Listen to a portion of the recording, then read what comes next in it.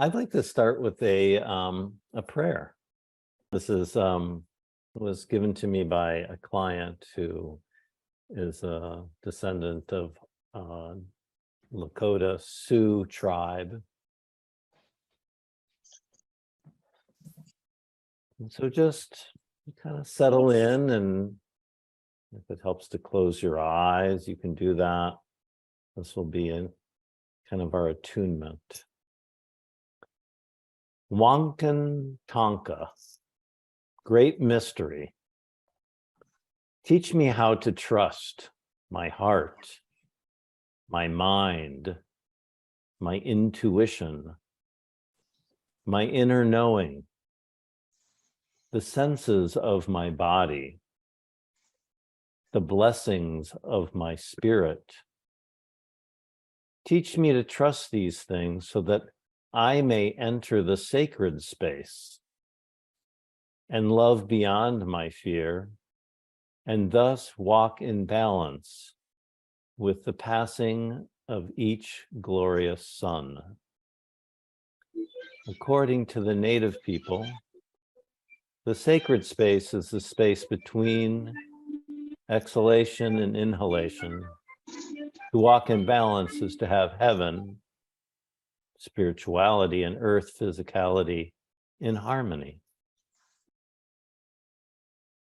So let's just feel that balance as we begin our day.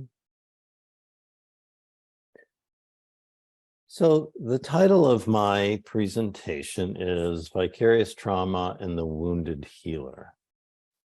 And we have a fairly small group here, so I'm just going to interact with you as much as I can. How many people know something about vicarious trauma?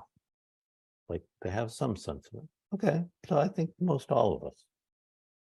And so feel free to ask a question. I'm going to start fairly simply. And my thought is I'll talk just a little bit and then have us do an exercise, and we can use that for discussion. And I'm open to questions and things. So I've just been teaching about vicarious trauma, so it was on my mind, and I thought it would be a good thing to share. I think we all are, as healers, are affected by those we work with. We pick up, we feel the kinds of feelings, the kinds of experiences that our clients talk about. And of course, we take in those kinds of experiences with people we live with and interact with. And of course, we can reflect on our own families of origin, growing up. And I would imagine each of us could have a feel or several kinds of feels of what it was like growing up in our own families. So vicarious trauma refers to trauma that is held in a person's body, but that is not derived from our own life experiences. So I think in growing up in our own families, there may have been times where, say, parents or others we lived with had depression or anger or some mental health issues, or just ways that they expressed or didn't express emotions that were overwhelming, and or just kind of split off in the sense that they weren't really able to express what was going on, but it was felt in some way. And when this happens, especially when we're young, I mean, little children want to be part of, belong to the family, and take on and help in some ways. And especially when we're young, we can't do much of the physical labor, but emotionally, we can take in a lot. And so those things that are sort of split off or not processed by others that we live with are things that can affect us and that we take in. We maybe carry our mother's depression or our father's anger, at least in my case. And there was a time in my life where I did a lot of focusing around my relationship with my mother, and I could really get a sense of like, oh, this is mine. This is where I can feel sad or depressed. But there's this whole other quality of what I might call depression that was really my mother's. And I can sense how that was for her and how she carried it and how I helped her carry it. And to make those differentiations of what's mine and what is someone else's can be very helpful. And, then to think about our work with clients, we take on a lot. We hear a lot of stories. We can maybe feel how it was after a particular session, and we carry that, or maybe we feel it at the end of the day or the end of the week, or we just are, noticing that we have this kind of uncomfortable, bit overwhelming, shaky feeling, and we can't really put our finger on, why is this here? Why am I feeling this way? Like, because my day's going pretty well, or it's a Saturday morning and I don't understand this. And if I take a little time to pause and sense, oh, that's what I've been carrying this week. Oh, that's the stuff about that session. Oh, that's the worry I have for this client or situation. I mean, just this weekend, and I don't know that this is vicarious, there's just maybe my concern, but I text a couple of clients because I wanted to check in and see how they were doing. And that's my way of carrying some sort of concern or worry. So we can look both back at our own. I mean, vicarious trauma can happen anytime, but I think we certainly, in the focusing world, we often talk of something called clearing a space and background feelings. I think sometimes our background feelings are some of those beliefs we have, a sense of how we do carry certain trauma, certain things that weren't processed by our parents. I have a little something, and actually, I got this. Randy wrote this down. Randy, raise your hand. Randy's a friend, and we've taught a lot together. But she wrote this in something that I included in my training recently. It's from Ann Weiser Cornell. And Anne writes, we can carry in our own bodies the stuck emotional states of our parents and other caregivers. This happens if two factors are present. We lived with or at least interacted with the person when we were children, and two, they themselves did not acknowledge or process their traumatized material. And she gives says a little something about something that Jenlin responded to. I remember hearing Jean Jenlin respond to a woman who said, I feel like I am a Holocaust survivor, but I wasn't. My parents were. How could I be feeling their trauma? They never talked to me about what they went through.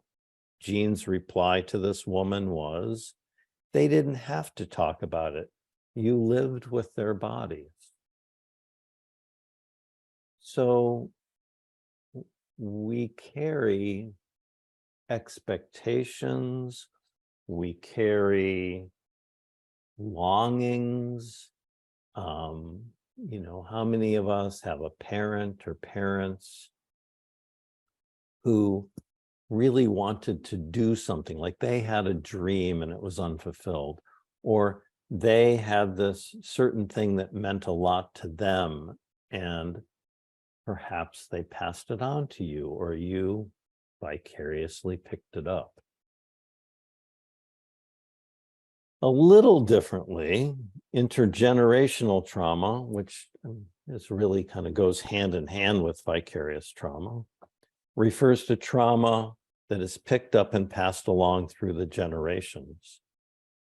Trauma that was too much for one person and may have been picked up or taken on by another as a way of helping or co-regulating another. And this co-regulation is what we do in families. And so as a family unit or system, we can, one person takes on the role of helping in this way, another in that way, someone takes on this thing, someone else takes on something else. So I'm just going to pause there and see if there's a question, if this is making sense to everyone, is relatable. Okay, good. And I want to also say that it's important that we take time and pause and notice what is ours, how we're taking things on, and take time to set things down. Often, and I'll talk a little about my practices, but often in the morning I come out, this is my studio, it's a converted garage. And over there is my yoga mat and my meditation bench. And I'll come out and after some stretching, meditate. And after meditation, I do a little practice that is something like this. I just say, look up and say, all my relations, which is an indigenous sense of that we are all connected and the ancestors are with us. And just to acknowledge my ancestors, my sense of place and being connected to land, family, those that are alive. And I picture a bowl and I have my hands, I guess I have to put them up a little like this for you to see. But I just imagine that I'm holding a bowl and the bowl kind of contains all that kind of stuff that, I would like to let go of. And I just tip it and I say something like, I would like to just kind of let go of these things. And ancestors, please help me let go. Help me set down what is in the way of my growth that I don't need to be carrying so that I can be fully present, so that I can grow and my capacity of healing and helping and service of others. And I say it in different ways at different times, but it's just a minute or two of acknowledging, oh, here's stuff that I don't need to carry. Here's stuff that doesn't feel like it's mine. Here's stuff that feels in the way. And I both sort of ask for help and I'm also, setting out my intention to help in the world. And so the wounded healer part here is, and in the handout that you received, it's a little about, self-care and wellness, that how do we take care of ourselves? And I think, sometimes I hear those discussions, and for me personally, I hear, oh, we need to take care of ourselves, we need to do these things. And of course, I know all this, and then, but do I always do it? And so I think sometimes I get caught in, oh, I know all this. And then I have to really reflect, am I actually doing it? Am I taking care of myself? Am I pausing? And I think so much after all these years of doing therapy, so much of this work, especially helping clients toward the end of therapy, is just to help them have good self-care practices. And that can be a variety of things. But I think that there are some basic practices around like focusing partnerships, meditation, some sort of movement exercise, whether that's yoga, walking, whatever. And I think if we are engaging in regular practices, it just helps kind of move things, let things go. We're taking care of ourselves. We're in connection with others. And that makes such a difference. Another thing I want to point out before we do an exercise is the woundedness, because I think at all times, or not at all times, for all of us, there are times when we do feel wounded, when we take on too much. And historically, I would imagine most of us can acknowledge that there are some wounds in life, some traumas, some things that we've had to struggle with. And in my work and in my teaching, one of the things I emphasize is being connected to your own story, being connected to your own wounds, which help you find your own gifts. Because I think wounds and gifts come threaded together. And when we look at our own woundedness, we can also see the kinds of things that helped us get through that helped us change, that perhaps this wounding experience initiated us into some way of being bigger, of growing a capacity, of being in touch with something that is more essentially who we are.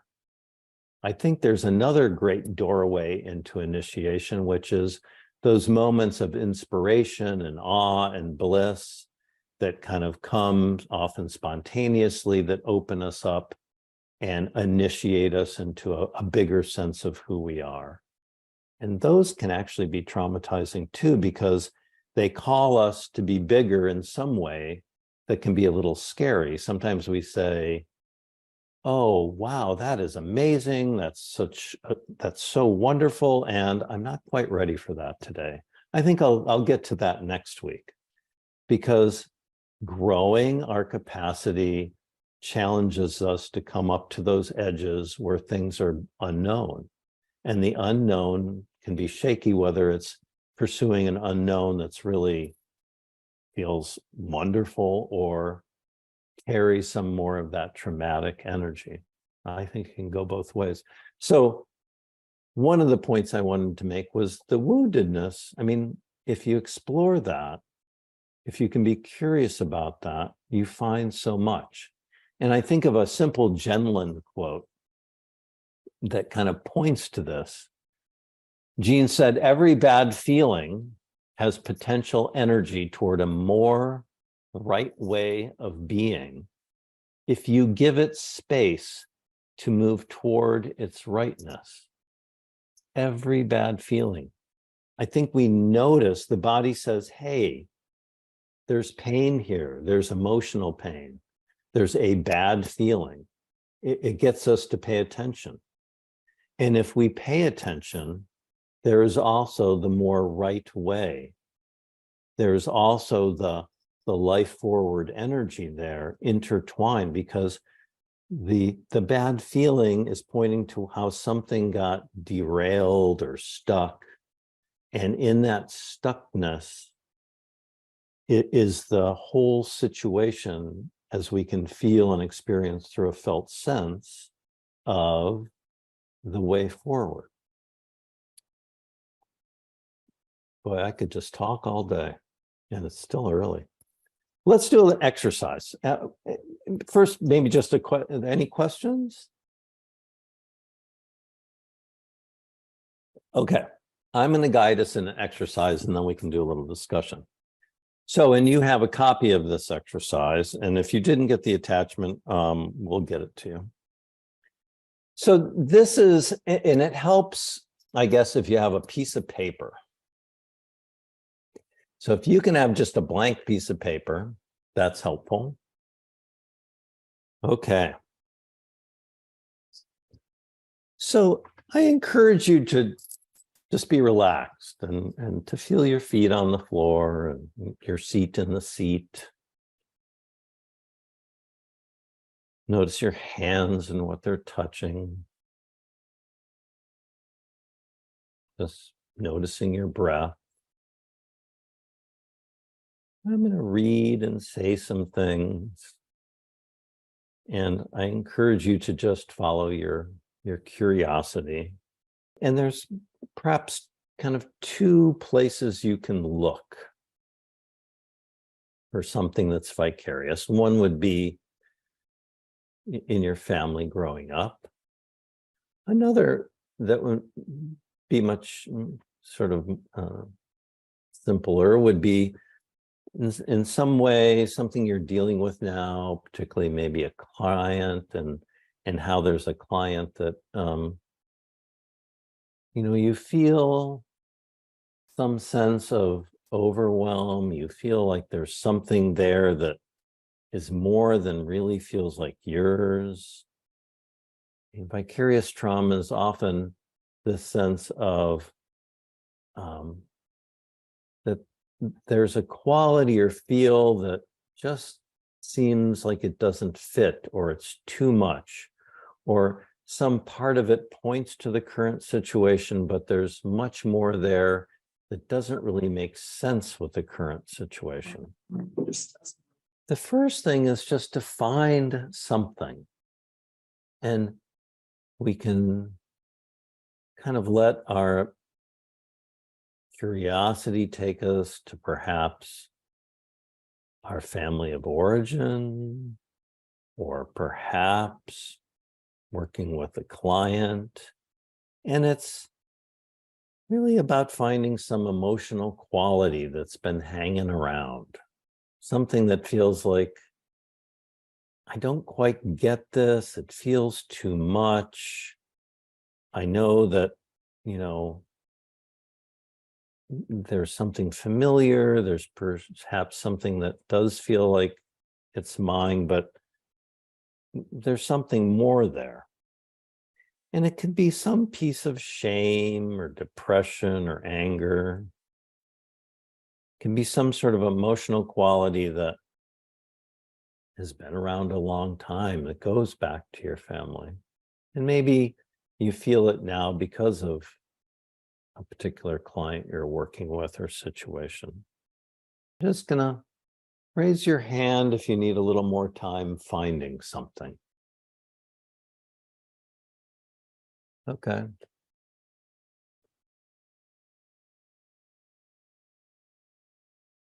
Go take a minute there. We're looking for something that feels too big, doesn't seem to fit, feels a little overwhelming. There's a little shaky or confused. Maybe you've been noticing you've been kind of making up stories about situations. Like, why am I making up this story? Why am I arguing with someone? It can just be something that feels like a too much quality. Do we still need a little more time? You all good? Okay. So you've found something, and part of it is to begin to notice, is this all mine?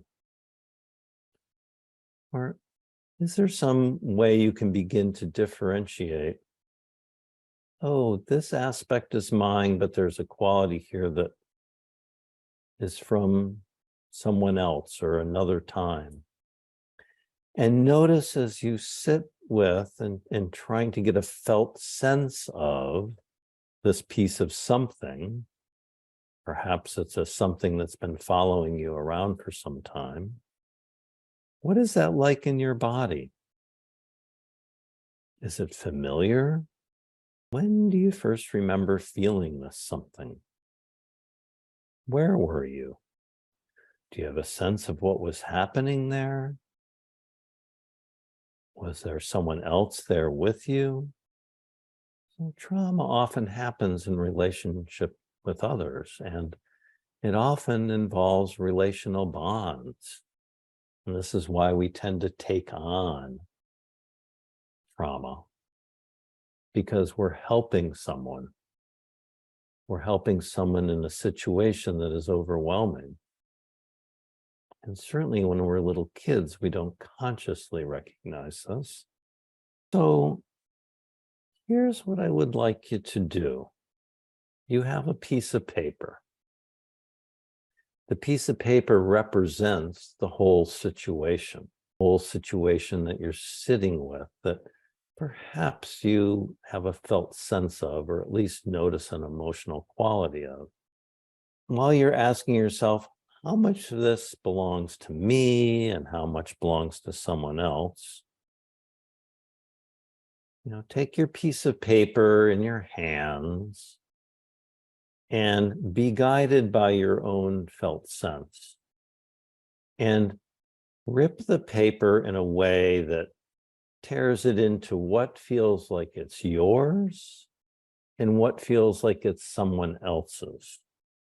And there's no right or wrong, of course. There's just getting a sense of, oh, like this whole situation, it's not all mine. And then kind of look at those pieces of paper. Does that feel right? Does it feel like, oh, this, yeah, I get it. Like this feels right. Or is there a sense of the piece that is yours? Does it feel like there's more that you would like to tear off about that? Does it feel like that is all of yours? Or you would like to tear a little more off? Or recently, one person said, oh, I think a little more of this is mine, and they tore off from the other piece of paper and added to theirs. But it's just a sense of getting perhaps the proportion a little more sense of rightness there. And with some things, really, I think my experience is people discover, oh, a lot of this really isn't mine. I've been holding it for someone. I've been carrying it. So has everyone had a chance to rip their paper? Raise your hand. I think, okay. And so looking at the piece that is yours, there are a few options. I would like you to sense what you would like to do with that. And looking at the part that you ripped off that isn't yours, I would like you to think of, more importantly, what you would like to do with that. Like that piece that isn't yours, what would it feel right to do with that piece of paper? Would it feel right to, just crumple it up and throw it away, to shred it, to burn it, to place it someplace, to bury it, to use your imagination to put it somewhere? How would you set that down? And if it's hard to set it down or it doesn't feel right to set it down, that's fine. But what that means is you probably need a little more time to spend with it. And you could do things like do a little more focusing about this, or maybe a little writing, because things don't, they may not feel right to just set down right away. And especially when these, trauma is so connected to other people, we might need to take a little time really processing and learning a little more of how this is connected to a certain person, a certain relationship. We might want to explore more about that before we set it down. So, the setting it down may not happen today, but I encourage you to set it down in some way eventually. Because if we don't kind of process it and take that next step, we may have a little more of an understanding, but we may not be really allowing that to separate from our own body. So just notice that there's some options there. How would you set that down? How would you place that? Where would you put that? I've had people in workshops back in the day when they would actually come here. They wanted to put it in the compost bin. Some people have me shred it. Some people like to take it home and burn it. You can use your imagination and place it someplace. But to do that in a way that gives you some space between you and it.